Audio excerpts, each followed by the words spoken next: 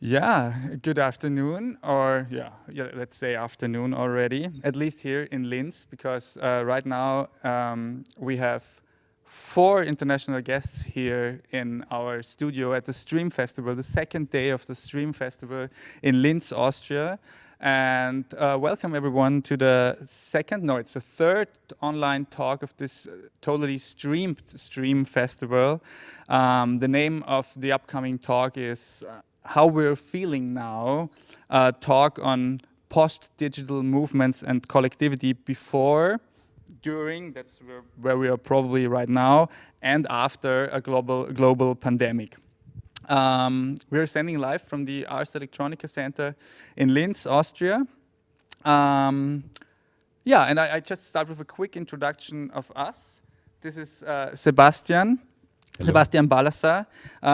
He works in the fields of cultural studies and is our co-host today because we have guests from Colombia, from Bogota here, and Sebastian is a specialist and expert on Colombian, especially on Cali's club culture, and he speaks Spanish, what I don't do. And my name is Moritz Pisk. I'm a researcher in the field of pop music and cultural theory at the University of Art and Design here in Linz. I think we start with a short introduction of our guests. I just want to start with, and then I add some words, and then we hand over the word to our guests. So I'm really happy to present to you today Frequent Defect from Beirut, and we have Junior. Oh shit! I didn't ask you for your last name. Sphere, is it right? Sphere. And Renata Sabella. So nice to see you, and we're really glad to have you here.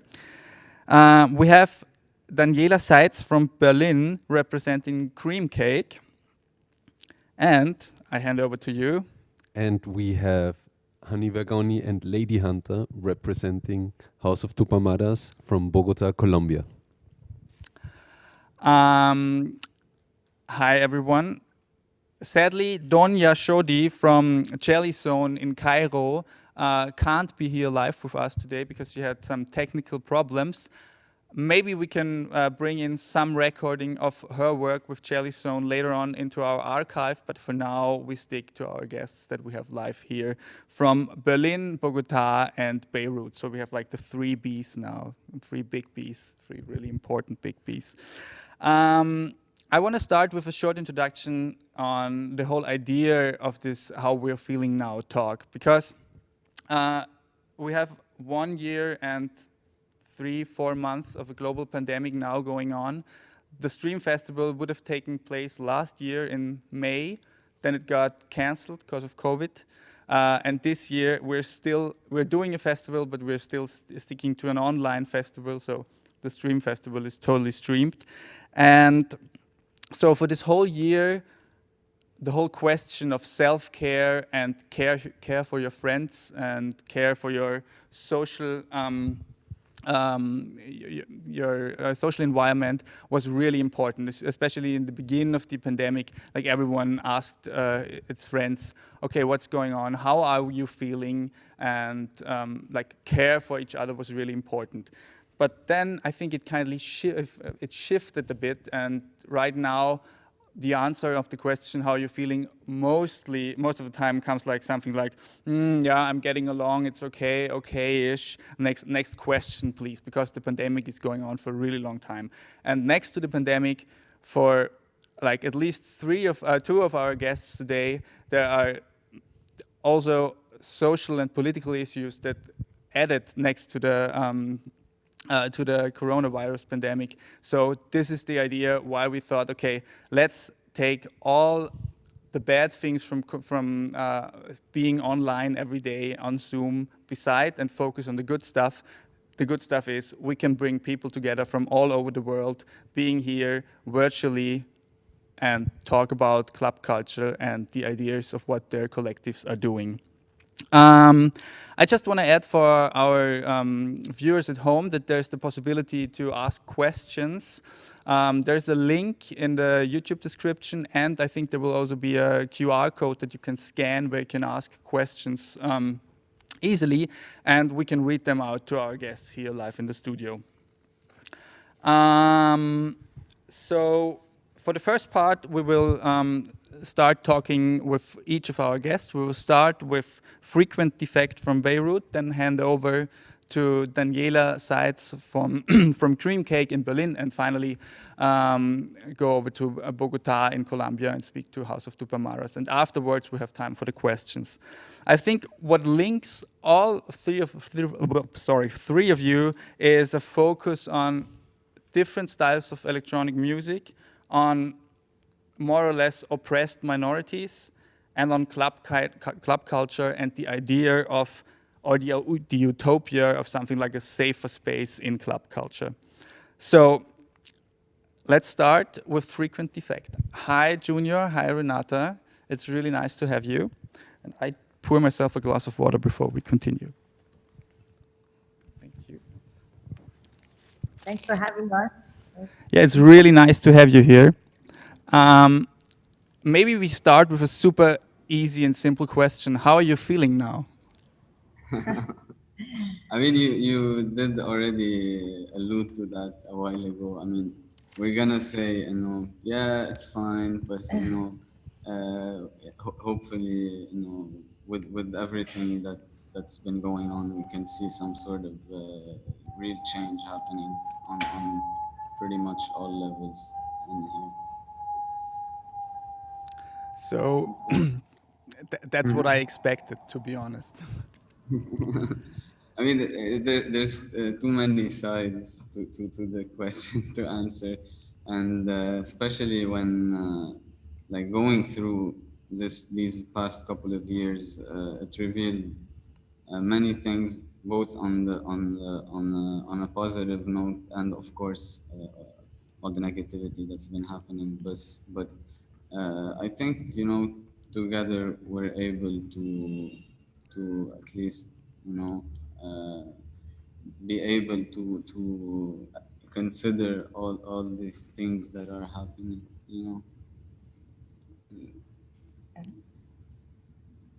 So I think we should start with a short introduction for our guests, because probably not everyone had been to Beirut and had been to one of your parties and is familiar with what you're doing there. So can you just present the work you're doing with Frequent Defect in Beirut? I would say we start with the beginning. How did you come up with the idea to start Frequent Defect, and what are you doing? Basically, it started as let's say a crossing of paths between Like-minded people. Yeah, and a few individuals here that already have been in one way or the other working with music, or especially other art forms as well. But what we felt that we had like a common and shared interest in actually not just being able to have a space where we can play our music, but also the social effects of what's going on and our role in actually trying to push for more freedom and especially artistic freedom here, and as well as be able to host ourselves and a growing community of people who are engaged in these practices with us. I know. Sure. So the collective started 4 years ago, around 4 years ago, and with a smaller group, we were around just 3-4 people, and then slowly organically attracted different backgrounds of artists. We have the collective is now around 15-20 people. We work on different types of art. We also have, you know, like there's music for sure, art. There's writers, programmers, you know, like a lot of different, you know, backgrounds actually. And And basically, what started as the first thing that kind of set this whole thing off was starting with our first couple of events and parties, which like we feel we're able to show a certain booming creativity that was maybe forced to remain at home first. And like as Renata was saying, the links started happening and expanding into first of all different art forms, and as well different practices and different, and then like the first couple of events started transforming into others as well. And yeah, then we moved into the current space that we're in, and that's where we were able to really have a certain home to our projects. And we were able to also engage with the many artists that started joining us, each one bringing in his expertise and his knowledge, and the ability to share all of that amongst everyone present here is what we feel kind of enabled us to keep going. keep going. Yeah, and especially during these 2 years. Exactly. And for example, now we're pretty much full time at the space here, in many different rooms. Each one we work on something different. For example, we have, I mean, it's still in the stages of becoming a recording studio, first of all, as well as having a plastic arts room where we can have from like painting and drawing to even like pottery and stuff. So it depends really on the artists that are there, and how they're seeing as well the current projects going. And like Yeah, and like the whole work from the collective feeds into the first floor where we showcase, you know, the art of the collective, like depending on the projects. And yeah, so that's mainly where we're at right now. So in that space, you also it sounds like that you said you have a sound studio, a recording studio. You have like studios for doing fine arts and stuff. But there's also a club, right? I mean, it's you can consider it as a multifunctional Yeah. space where it's usually we host all the parties there, but we also host the exhibitions there as well. Whenever we have installations, there were 2 plays that were hosted there, 2 theater plays. So like we really like even the way we went about designing the space, we wanted to have everything able to move around and transform dependent on what we're actually needing to use it for. And Yes, also we wouldn't say like it's a club. It's more like a modular space that you know, you can change depending on the function that we're doing. So to sum it up a bit, so you started 4 years ago, and then I guess in autumn and winter 2019, things were like going good. Things were like emerging. I was at one of your parties. It was amazing. And then we had March and April of 2020. So did you have to cancel everything? Did you shifted your plans into the virtual world? Did you do club streamings? How did the whole thing affect you?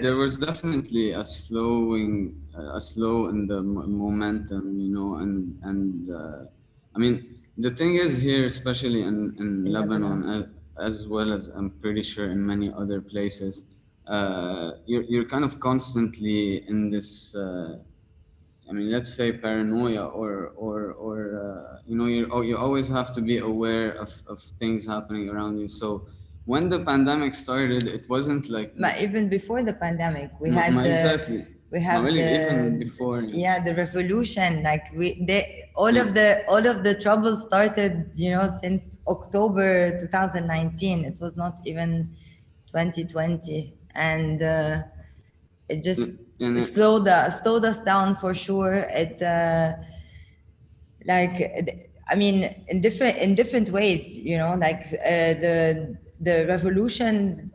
I mean, for sure, it slowed us down because it was a little bit like we never knew if we could actually go on with, you know, if we had an event or not. We even had to postpone one of the new projects. Remember listening, Kurds, like we had an artist coming from abroad and we had to postpone this at least 3 times and it didn't even happen yet. So yes, there are some projects that got hit more than others, but we kept going. And to be honest, since the revolution, actually it did, like, one of the positive things, at least it fueled the energy, you know, of the dance floor in different ways, because, you know, we were all in some way, you know, involved also in the protests, and like coming, you have a lot of people also coming from the protests straight to the parties. You know, you had that kind of energy. But then you know, the pandemic hit, and this is where, you know, we had to stop, like to slow physical gathering had, yes, at least had to stop. Yeah, and like naturally, even before the revolution and way before that, we were already we started thinking about how our approach is gonna be in the virtual world and online, and like we definitely had to shift one way or the other, even faster towards there. We did host like a couple of really low key audio streams, as well as, you know, having these online sessions, especially with you know, the local community. But a lot of the focus had to go into what was going on the ground here, and we feel definitely, and we could have had way more time to engage virtually, but it's a long series of events happening since 2019 that it's like the steady flow of things from snowballing. From the pandemic to the even started the revolution before that. Then the financial crisis. Yes, and then the blast in August 2020. It's just like, it's been like a roll for like 2 years. So it also cuts a lot of our flow as well, you know, like, and try to restructure and try to rethink how, you know, how also like the feel and the mood of the country and the collective as well.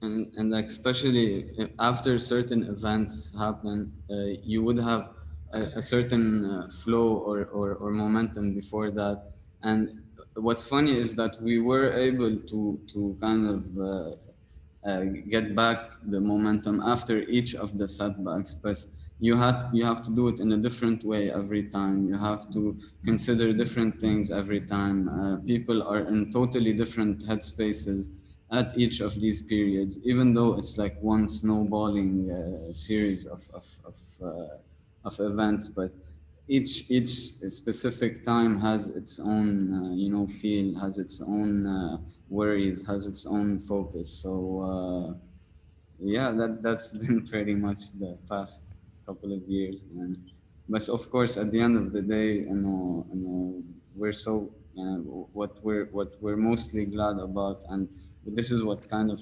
compensates over the whole thing, is having this crew here and this community still standing strong and still able to function and especially in the creative sense. Sense, And that's especially true. in a, But also it did give us like some time to work more extensively on some projects. Like some projects take more time than others. There's a lot of like, you know, technical stuff regarding some installations, exhibitions and stuff that we actually like it gave us more time to do other than the restructuring and stuff. So it's not all, you know, not all snowballing negative stuff. Like we have, it gave us some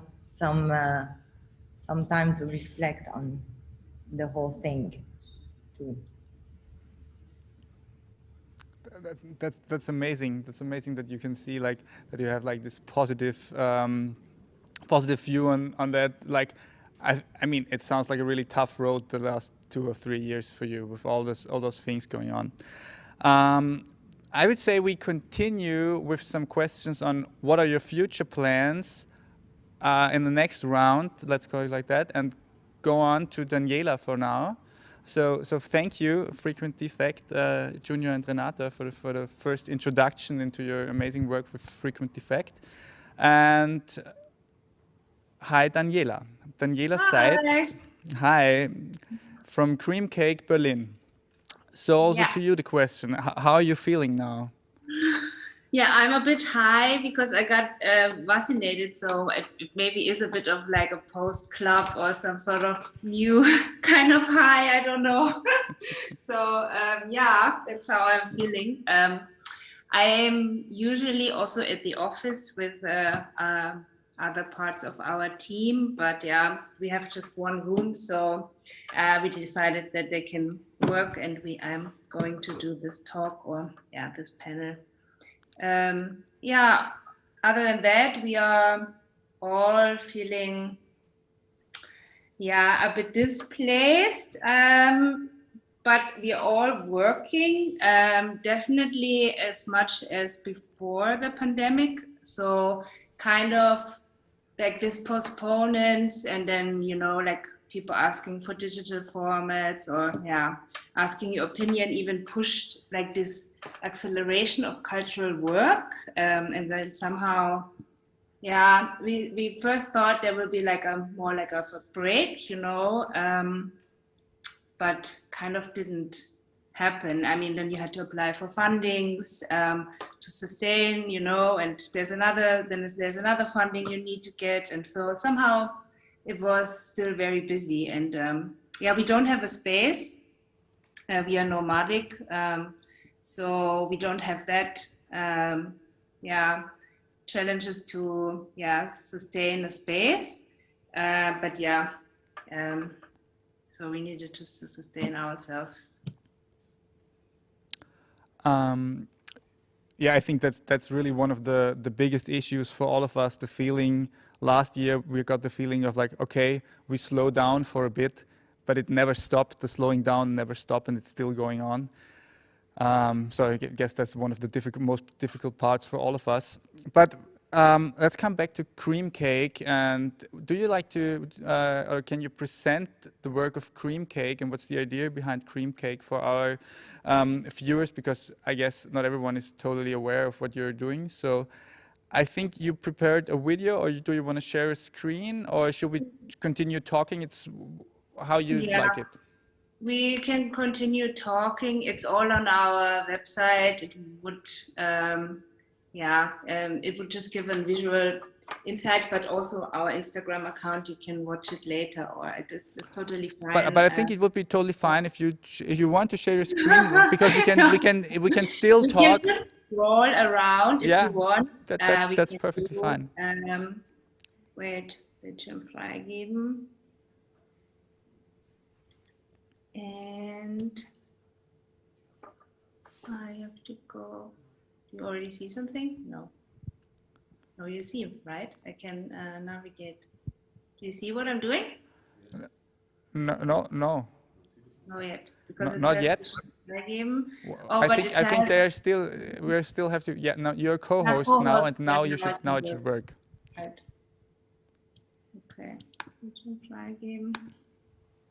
But it wants me to do this in the setup, so I have to kind of allow Zoom to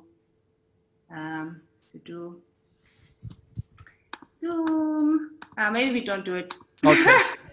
No, it's fine. Then you just But it's tell us okay. how Cream I Cake tell you. started. Yeah. So Cream Cake is like a Berlin-based interdisciplinary platform. We started in 2011, so 10 years now. We started in the club. We started at Südblock. It's actually also what you described earlier, a multifunctional venue. They have also a wonderful brunch there, and then they have club nights there, but then also karaoke and stuff. So it's a community space at Cottbusser Tor. It's dedicated to queer and feminist practices, and that's when we had our first club night. It was kind of a non-planned thing that Cream Cake becomes that international, institutional platform when we first did this, party. But somehow because the artists we presented were pushing and are still pushing into really known sounds and also artistic practices. So they often combine contemporary art with sound making, you could say, like deconstructed club music to this, or like post-internet music, or embedding a lot of media and technology into their practices, and also analyze and research the impact on the internet in their artwork. So somehow these sounds you were hearing at Cream Cake were not really presented somewhere else, and also how our audience were engaging was quite interesting, and kind of pushed us to continue for this long time. So we were a club night only for 4 years, I think, and we moved around to spaces like Chester's or Berghain or Ohm Club, which is the club from Tresor. And kind of where our home was really the club, and slowly we entered more also the theater and performance scene here in Berlin, and started to curate also programs, because somehow there is a huge concept behind these works, and the artists feel the urge to also kind of talk about what they actually really researched on and worked on. And during these times, we kind of started to work on applications, like funding applications, to really sustain this platform. And it was because Music Board, it's like a Berlin funding for pop music and electronic music started. We got this fund for a project called 3HD Festival, which is now on the 7th year. This project is like a festival. It's like 6-7 days long. And it's one of our main projects, but we also have other ones, like for instance, Interrupted Sci-Film Queer is like a project which engages in gender discourse and technology. It doesn't have to do so much with music. It's an open call format where younger academics can apply and introduce their research on this discourse on how the internet is built, and how gender is involved in building technology or not building it. But then we also had a program called Europool, which looked at the Brexit, after Brexit time, and kind of engaged in European politics and what does that mean for an art scene. And then we have projects like Paradise Found, which is like an avant-garde sound installation project, and then a ruin in a monarchy church in Berlin, which is more like avant-garde sound. It's so we kind of move around depending on what we are interested at the moment, and what feels like we would want to present, what kind of artistic discourse we see in the internet or in our surrounding, and then we build our projects around that. It sounds amazing, and especially it sounds super difficult to handle all that in the middle of a pandemic. So how did you react last March? Or how did you have to cancel everything? I know 3HD festival happened last autumn, I guess, but I think it was like stretched out to a longer format. But did you have to cancel a lot, or? We canceled 2 club shows. We luckily, these artists we had to cancel were on our list for a long time, and luckily 2 of them we are inviting for this next 3HD festival, which is hopefully happening in October. But yeah, we had to cancel 2 club shows in April, in March, and we're in a very privileged and lucky position that we have like a 4-year festival funding for 3HD. So we knew that we are going to do the festival in some sort, and we wanted to do it, and we started to talk about how we see 3HD happening during the pandemic, and somehow we were also deeply researching having like a total club infrastructure on the internet, like kind of, where you have now in Mozilla Fox an avatar, and then you enter different rooms and then you experience digital art and so on. But somehow through all these discussions, we kind of decided against it, or we always have digital projects and we always combine it anyhow, but the only digital festival we kind of dismissed, and then we decided on like a decentralized structure. So we expanded our program from August on and had like every 2 weeks smaller decentral shows where we could kind of work around the COVID restrictions and kind of secure concepts. So less audiences, bigger spaces, more work, I would say. More partners, actually. We started this partner program called Eco Centers, where we collaborated with more people from, like also project initiatives from around the world who were supposed to come and, kind of couldn't. And so we had this radio program with Montepress Radio, and we had like a collaboration with Naval in Los Angeles, and then another collaboration with the South African duo. So kind of they were supposed to come and then they couldn't, so they kind of did a project in their surrounding, and we kind of started to embed it the other way around, which was really nice. So we had an exhibition that was supposed to open on 3rd of November, and that was the one which really got postponed until March. So kind of that was then the next wave kicking in already. So we kind of had like a good summer, I would say, and were able to host amazing program. We had like one show in the gallery in the Körner Park, which is an outside park. So we did a lot of outside gathering where Isabelle Lewis performed. She kind of creates these occasions where she combines philosophical text with music and with like small snacks. So Juliana Huxtable played there, and there was Cecile doing some smells.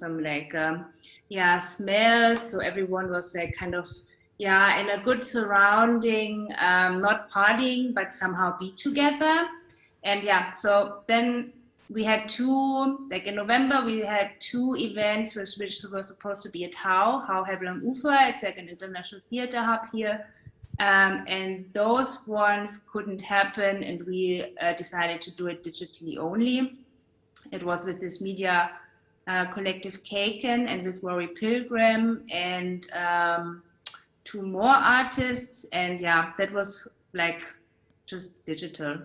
And then we had to wait until the exhibition opens, and somehow we are really thankful, and also a bit also shocked how much we did last year, and how we were able to kind of host and yeah, like somehow our strengths is always like being like, you know, flexible and fluid, and somehow like, you know, try to work around it, be able to do something in even if it's like smaller, you know, like, and but yeah, somehow it definitely was more work and it costed much more, you know, energy, and everyone had like a bit of attention, and you know, everyone was a bit more on the edge somehow. So, but it kind of was really worth it, I would say. And yeah,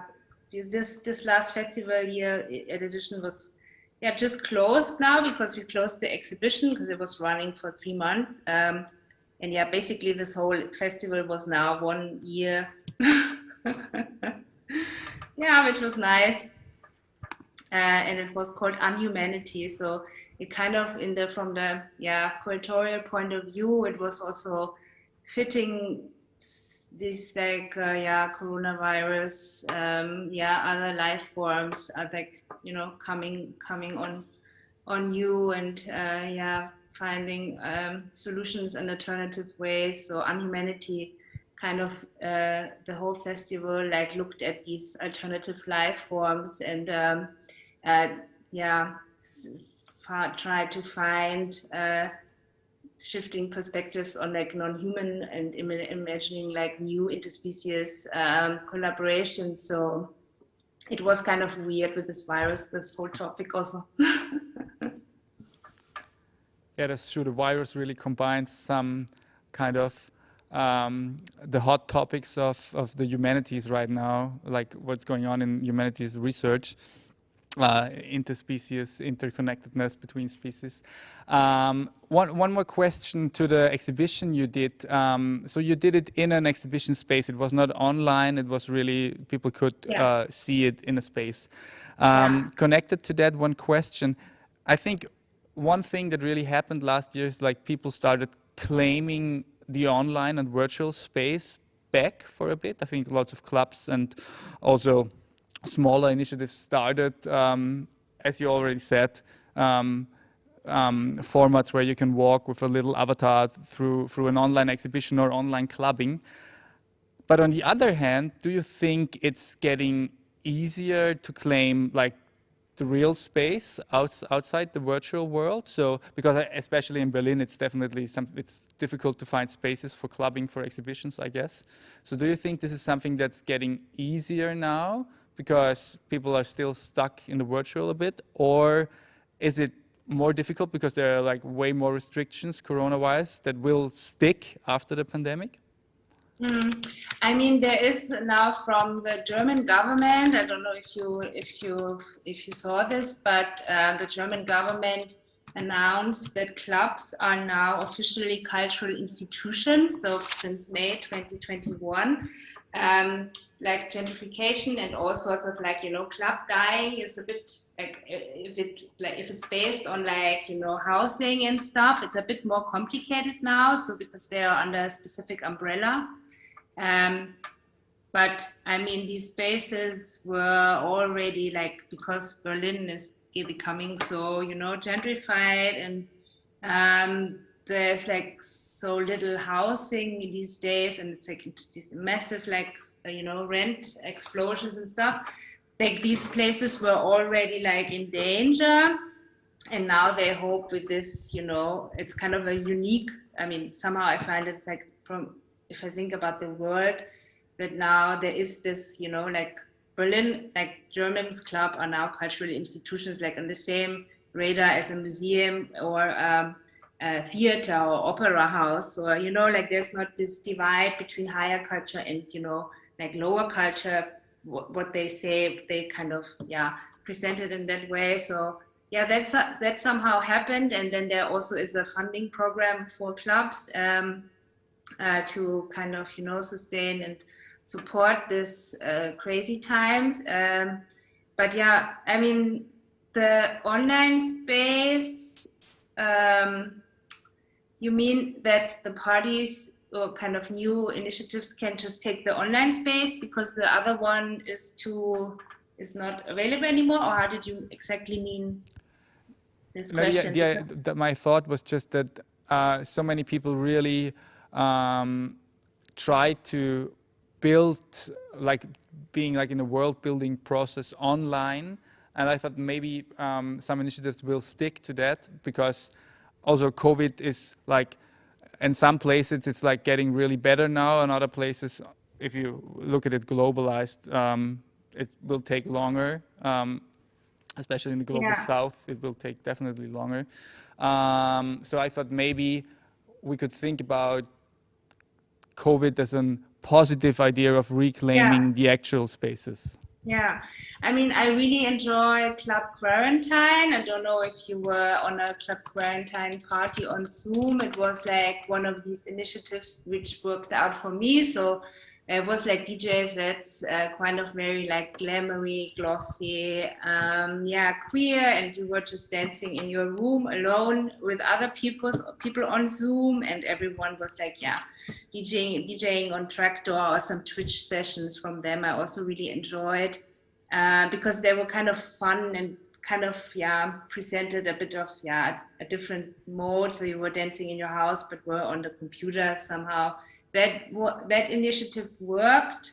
The other streaming offers, I mean, depending on how your online behavior is, but I am like, usually a lot of the computer anyhow. So for me, this DJ sets, like watching and streaming those didn't really work for me, like the classic ones, you know, where you're not participating, where you're not really engaged or talk, you know, like commenting or something on Twitch that is a bit more fun, or sending emojis or smileys, like somehow is nicer than just watch like, Boiler Room or United We Stream, also a new initiative, you know, where they kind of collect money to sustain, you know, club culture, which is coming from a very good place. But somehow from personally watching it, or, you know, like, that's another question.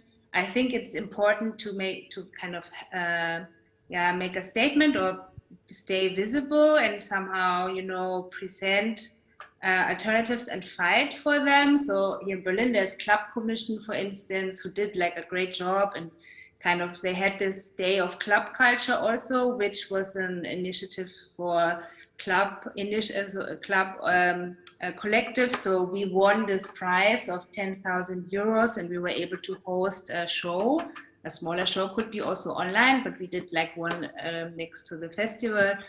So they were kind of gathered, like 40 people or 40 collectives won this prize, and then on the 3rd of October we all did a program together. So these kind of signs that we are all still there and thinking about it and trying to navigate.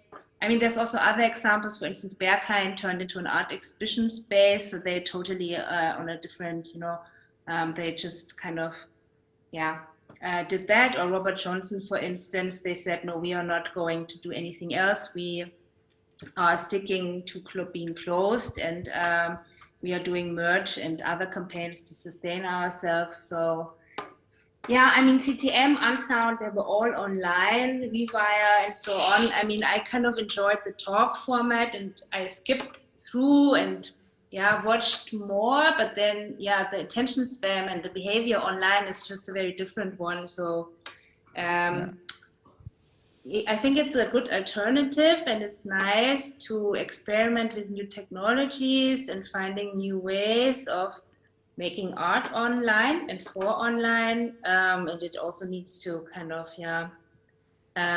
getting like a bit more queer online and you know, disruptive on these mega platforms. So it's important that we all move a bit there. And as I said, we already have done online projects in the past, and now I see that also bigger institutions offer an online program now, and they kind of jump on it and use it also for their purposes of building audiences and stuff. And mainly if something big, or if institutions kind of take on stuff, we are usually going somewhere else. So once something becomes like mainstream or is getting a bit too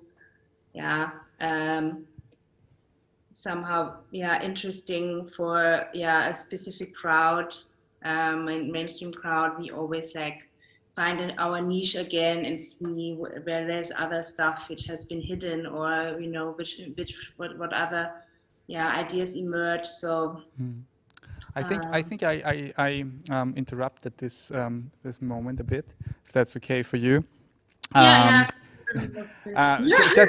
Just one more thing I want to add to that, because especially all those online parties that took place, Club Quarantine and stuff, was kind of an influence to the name of this panel today, because also Charlie XCX released an album last year called How I Am Feeling Now, and that kind of emerged out of Zoom parties with her friends and her fans, especially, not just friends, also the fans. So I thought it could be nice to make it plural and say how we are feeling now. I think we come back to you, Daniela, afterwards with some questions that we have online and also here in the studio, although there are no people here in the studio besides the technicians. And now I hand over to House of Tupamaras and Sebastian, and we will switch to Spanish, and Sebastian will translate for us to English. Thank you so much. Muchas gracias. House of Tupamaras, ¿están ahí? Sí, aquí estamos. ¿Cómo están? How are you today? Qué pena que les toca madrugar tanto. It's 6:30 a.m. in Colombia. We are very sorry that you had to get up so early, but thank you so much for being with us. Muchas gracias por estar aquí con nosotros. Y empezamos con una pregunta sencilla. Let's start with an easy question, or way more or less easy. ¿Cómo están hoy? ¿Cómo se encuentran? How are you today? How are you feeling now? Bueno, pues realmente no es como muy, no es una noticia, o como que no es una sensación como muy buena. Sabemos que en este momento pues el país está en una condición bastante problemática, entonces really bad, I feel. Well, yeah, for us right now, it's like really heavy. The situation in our country, like all the kind of civil war between the government and all the protesters. Right now, we don't have any parties, the parties in the protest, and because people from the party and all of the collectives are getting together to pronounce why they feel about this horrible government that we are in. And what else? Well, I feel like I don't want to say I feel good or bad. I think I'm just breathing every day and trying to have a normal life here.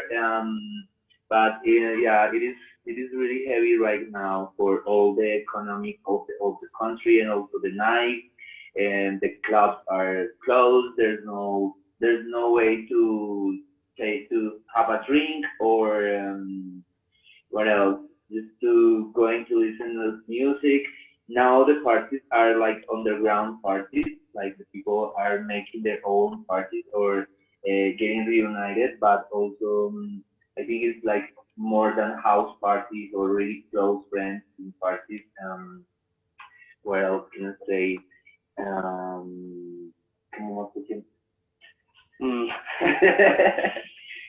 Hay algo interesante con la fiesta o con la protesta en este momento que Fanny lo decía hace un rato, y es que la fiesta o la música pues se ha llevado a la protesta precisamente como un lugar de manifestación. No sé si vamos traduciendo como... Sí, ahí voy traduciendo. Pues, sí. Dale. Listo. Just to give a little context, or to give a little translation, Colombia is going through a phase of heavy protests since a month, and it's this thing that the protests have taken the party and the music.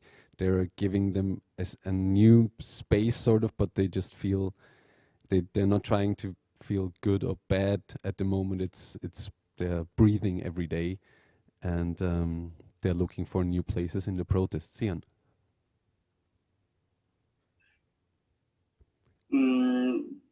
O pues si nos quieren dar... Vamos con una pequeña introducción de quiénes son ustedes. ¿Quieren compartir la pantalla? Like what is your history? Give us a little context on what House of Tupamaras is for all our listeners here in Europe and around the globe.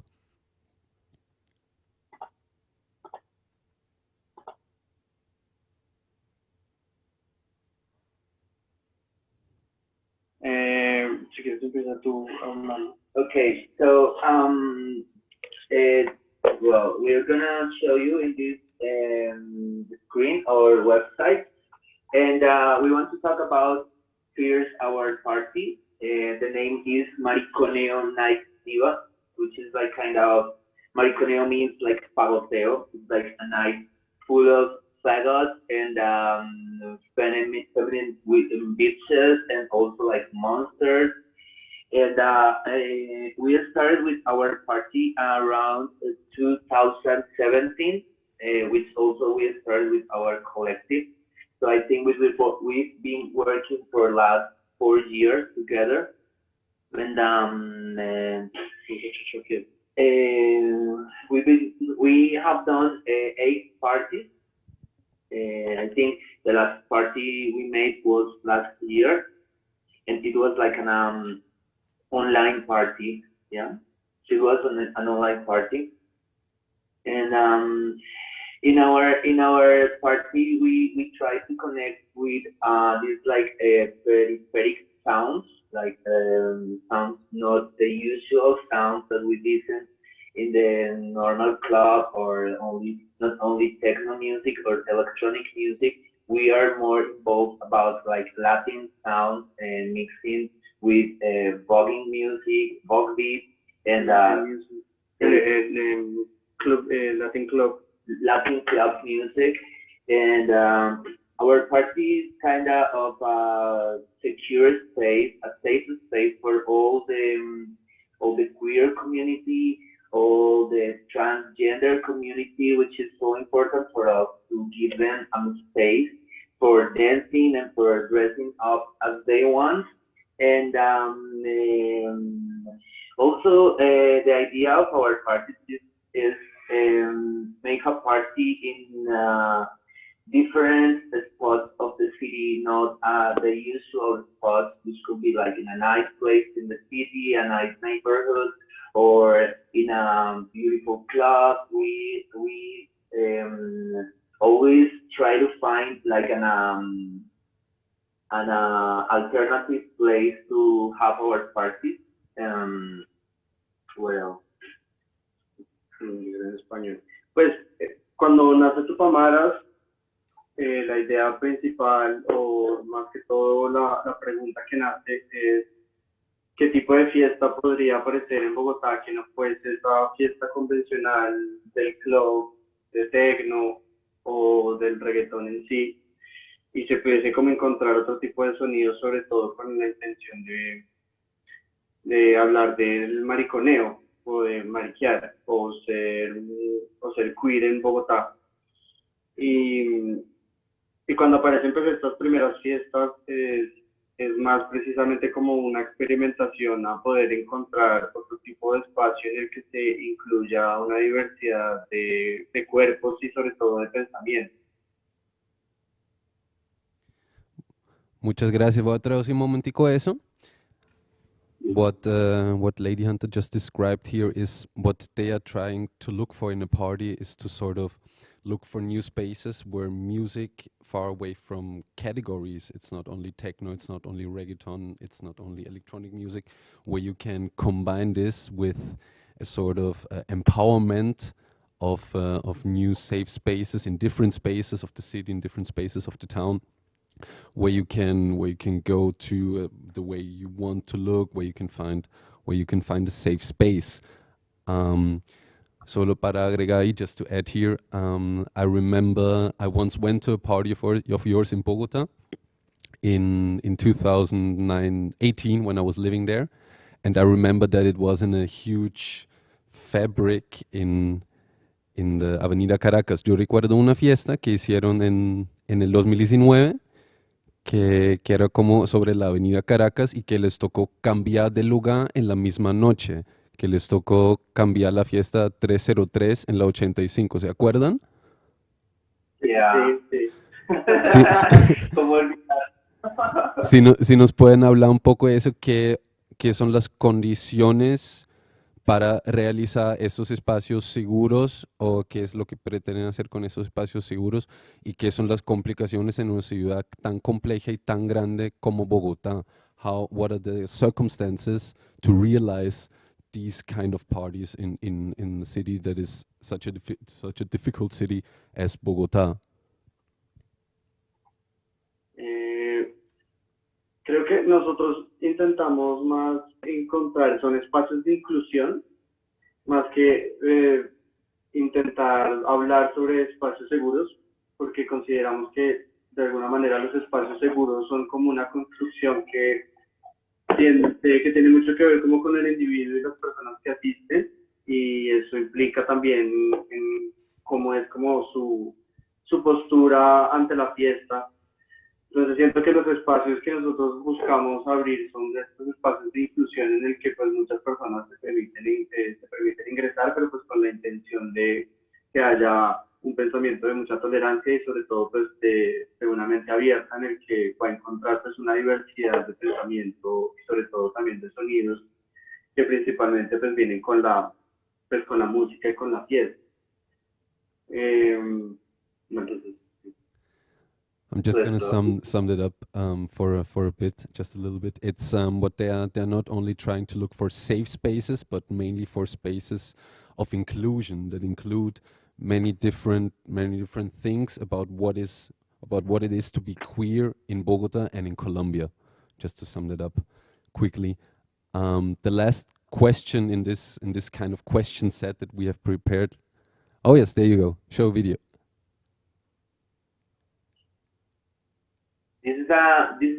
We have a celebration. It's part also like it's another component for things like this is a ballroom competition, and I don't know if you know about this. Tupamaras also is about voguing and dancing. So in this moment we are watching the competition we had and it's like 2018, so it's all about dancing and having fun, and we have categories and we have dress codes, and it's all about inclusion. This is for everybody. If you want to dance, but if you are not a dancer, you can come with us and have fun with us. And this is also another one of our goals. Este ballroom, por ejemplo, es un ejemplo de poder llevar como la fiesta a otro tipo de espacios. En este caso, pues, se quiere como indagar muchísimo pues, sobre la pedagogía y pues el entrenamiento alrededor de la escena ballroom y del voguing.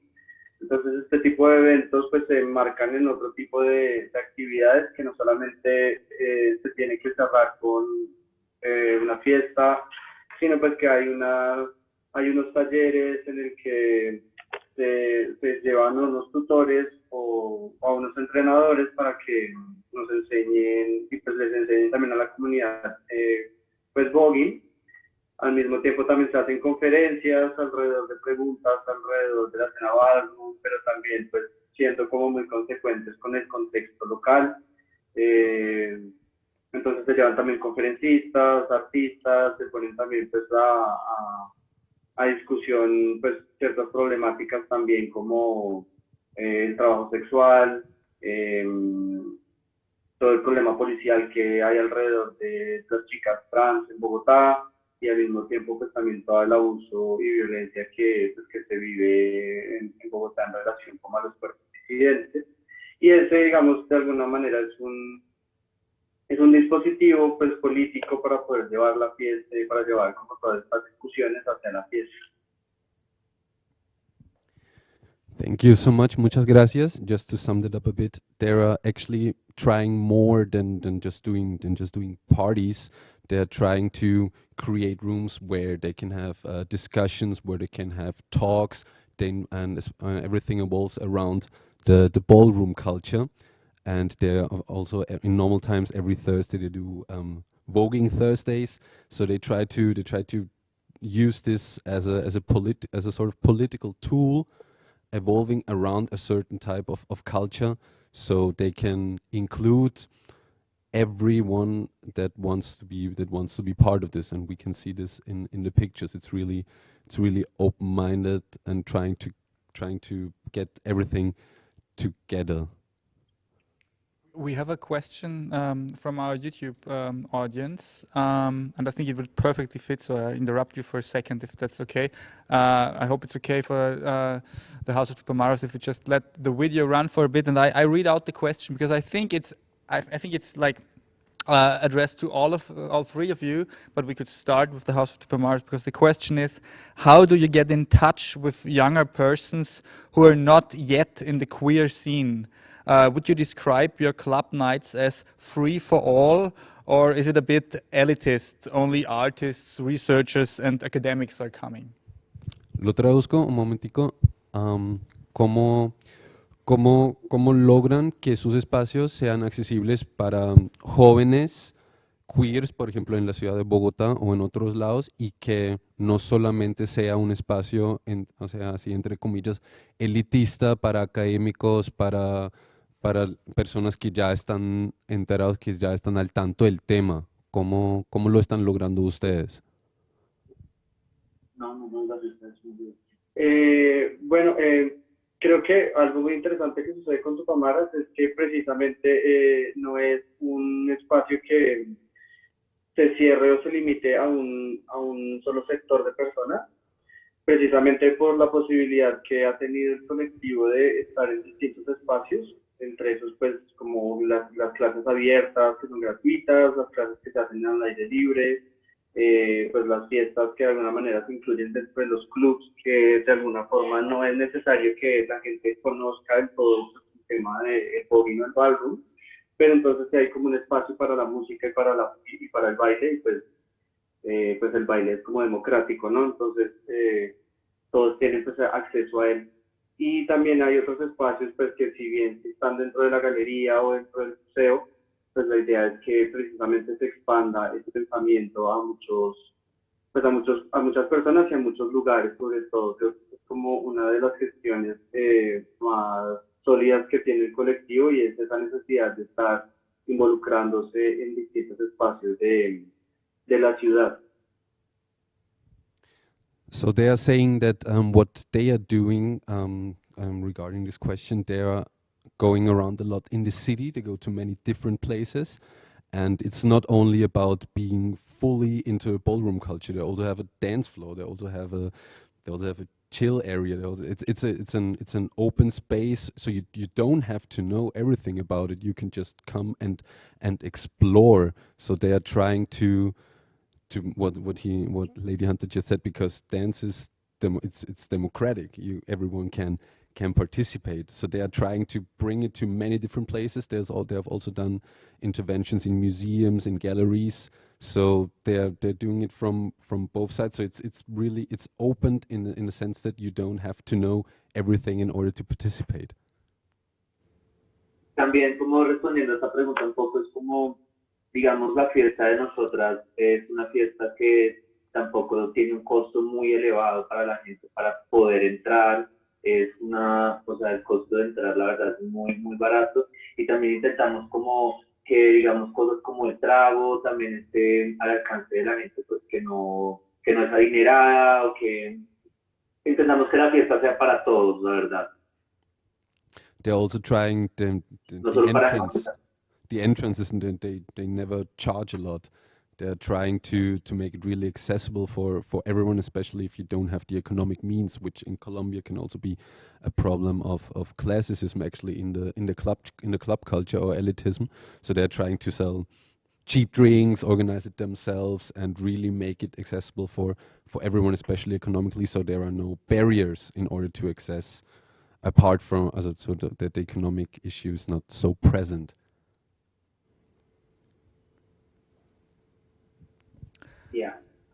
I think this could be the perfect time to remind everyone about our QR code that scan the QR code to ask questions, like the one I just read out came directly through the, or the link is also in the YouTube description. Thank you, House of Tupamaras. Thank you, Sebastian, for the first questions and the translations. I really think this question would perfectly fit for frequent defect as well, so we could change back to Beirut for a second and see how the door policies and the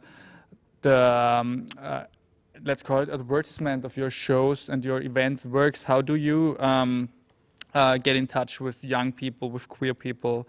And there's also another question connected to that. How does the pandemic influence your style?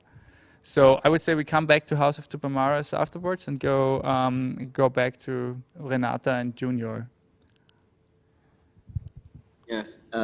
So first of all, no, it's been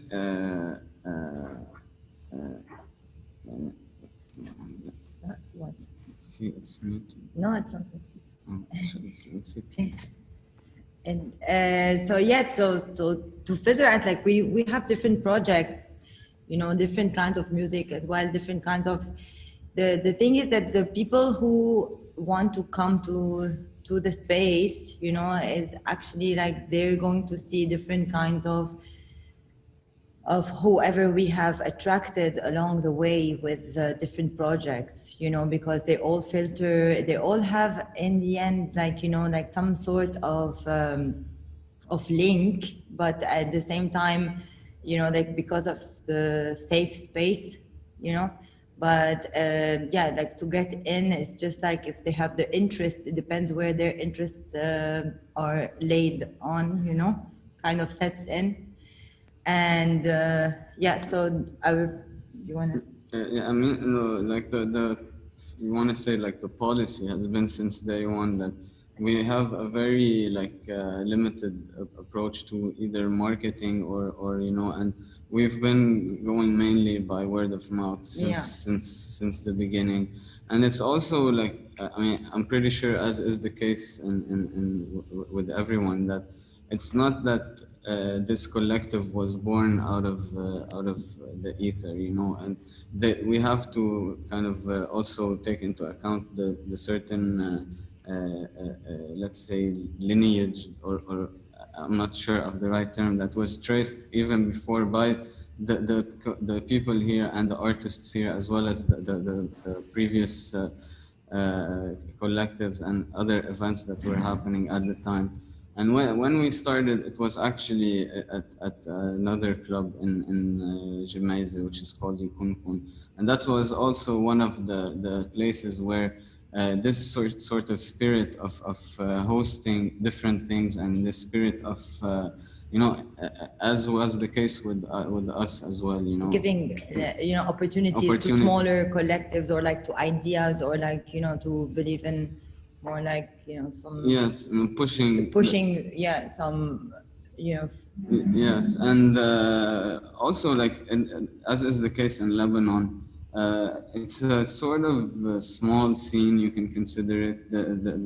It's like the population in Lebanon is not that big, especially if you hone down to the Beirut area, and you know, so people tend to know each other, be it by 1, 2, or 3 degrees of separation, you know. So there's always this familiar spirit going on here, and that like kind of shifted to when we started with the main party, the main event, which is called Frequent Defect, as the name of the collective, and then it started transforming also into other projects. We started with 10 Imps for Corrosion, which is more focused on like post-punk, EBM, you know, a bit of this wave and this period of music that was not visible in Lebanon due to the civil war at the time in the 80s. Yeah, and then you know, like you have this missing chunk of music in people's lives here that did feel very, very inviting as well to new ears and to younger people. And also as well. attracted older crowds as well, because of the nature of the music. So it really depends what kind of project we are doing. Yes, and also like when I feel the younger generation was mostly involved is at the third event, which was called the Grime and Punishment. Yes, which is mostly like footwork, grime, trap, jungle, hip hop as well. Yes. So that was already, in Lebanon. It was very influential already, if you want, especially on the hip hop side. So that kind of was a sort of new breeding ground for all these new ideas, and especially for the more if you want raw and straight up sounds coming, especially from the streets here. And we have a lot of really interesting artists, from Palestinian backgrounds as well. And also moving on into other disciplines as well outside of parties. Especially having hosted the first play at the time that we hosted, and there were a lot of university students involved in the realization of the play, because the director was the team was mainly from university students and stuff, and that also funneled into this creativity of what was already going on here. So you always have this exposure happening, and you always have this ability for people here to kind of jump from one bridge to the other, see the diversity that's going on among the people, and the people with different backgrounds, with different disciplines, with different interests, and it kind of opens up this stream of ideas flowing. Yeah, that plurality sounds amazing, and is also really actually the feeling that I got when I was in Beirut 2 years ago. It's like a bit of the feeling of the city, I would say. But let's continue with one more question that comes up from our audience, and it's quite a simple one. What are your future plans? What's the next project that will happen? Like the plans in general are still pretty much the same as they have been since the beginning, because the whole approach was that we need to adapt. We need to be constantly adapting. We need to be constantly facing all the problems. And like as the guys over at House of Tupac Mars were just mentioning, like the government problems, and I'm pretty sure that resonates all over the world. I mean, it's like there's constantly someone on your back, and the freedom is very limited in that sense. So the planning is always about seeing what the situation is and trying to adapt.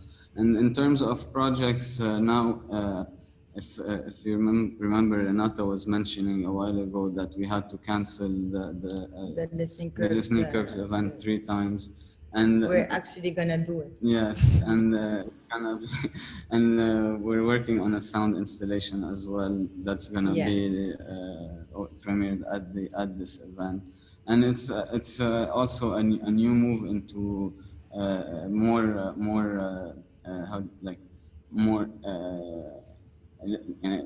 music that's not properly just dance floor.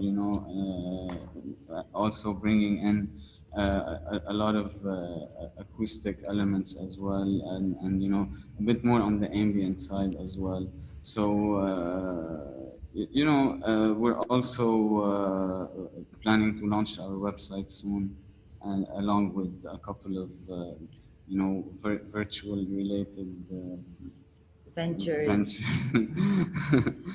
And basically, like, the main work is being at the space here and continue, because the way the whole team is kind of built up. You have everyone in charge of one dimension of the project. So you always have multiple rooms running at the same time. So the focus is on trying to also be able to provide this space where we're able to do that and continue working on improving it and developing it and having the ability to have all the tools, let's say, that we need in order to continue with all the projects that we're working on. Amidst the chaos that we live in, if it permits, whenever it does. Yeah, I just can say to all of our audience, if you are in Beirut sometime, go to the Khales warehouse. Is that right? Yes. Frequent effect. It's an amazing space.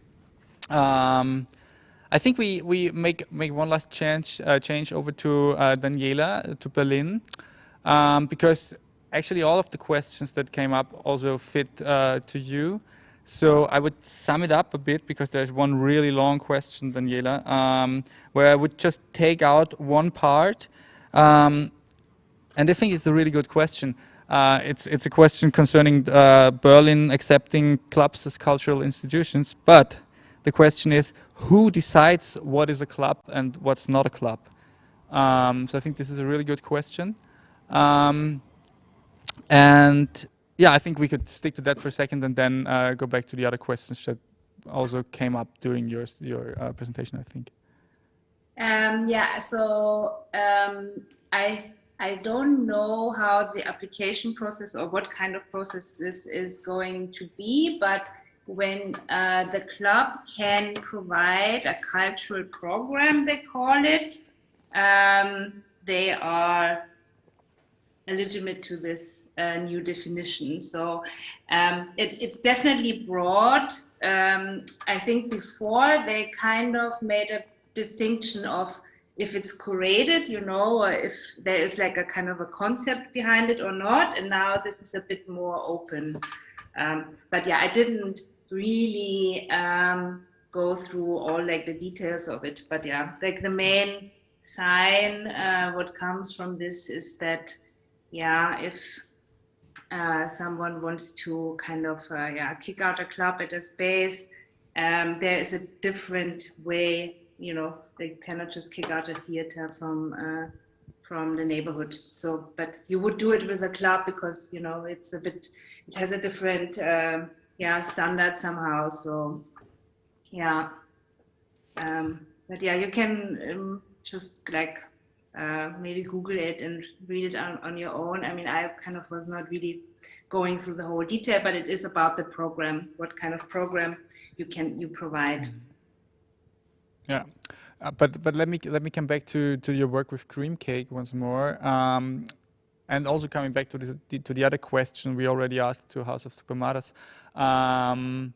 How do you deal with like getting too elitist with your parties, too focused on researchers, academics, and theory-involved people? Do you have that problem, or is it something that just comes up from looking at the pictures or the graphic designs from the outside? Because this was actually, I think the question came up during your talk. I don't think that we will have that problem. I mean, it's kind of codes.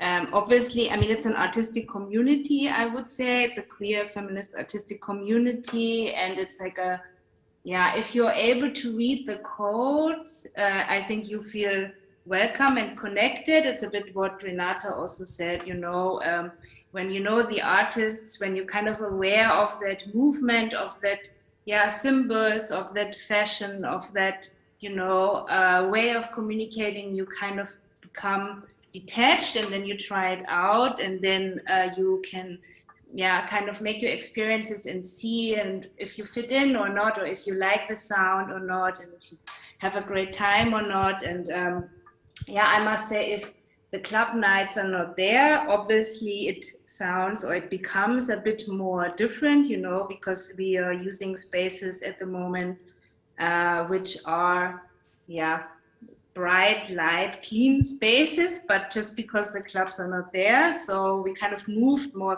like fluidly into this. I mean, when I talk about the conference, like Interrupted Sci-Fi Queer with the open call, it kind of was a bit of an, and the opposite of an academic conference. So it was kind of open. People could kind of write and their proposals. We had an open call, and we had like 20 people from working in these topics which are barely seen in academic fields and barely getting like a spotlight. So somehow it is a niche, and then there's like younger academics who try themselves out and getting the space in the sense of interrupted self and queer. And if you look at on universities, there's barely any conferences on technology and sexuality, so it's kind of, then yes, it was a bit more academic, but it was still like a research which is not really there. So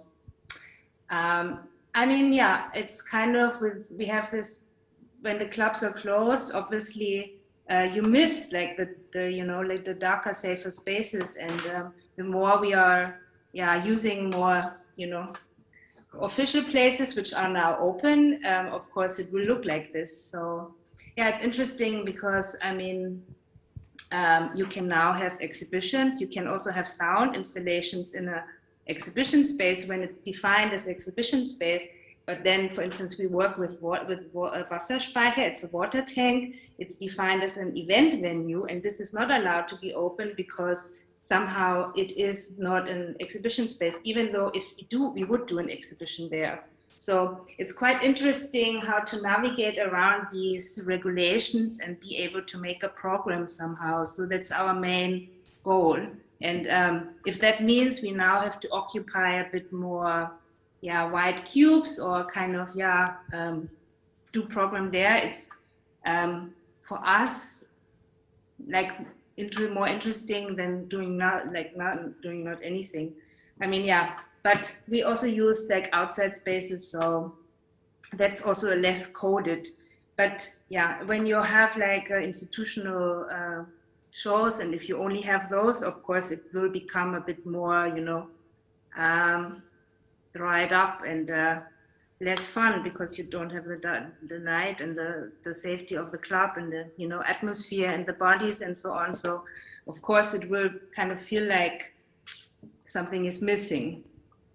But they're just not open. So I think that's kind of a good answer on the question that also got up on how the pandemic influences your style, or could influence your style. I think from the perspective of event and performance and exhibition hosting collective as you are, it's definitely the kind of the form and the kind of event that changes a bit through the pandemic, just as you described right now. So I think that's we also have a responsibility for our community, and every time we cooperate with an institution, for instance, or with any other partner, we are totally you get the feeling, and when someone is just interested in the community of tokens, or say like, now these are these queer cool kids or something like that, or if that comes from a place of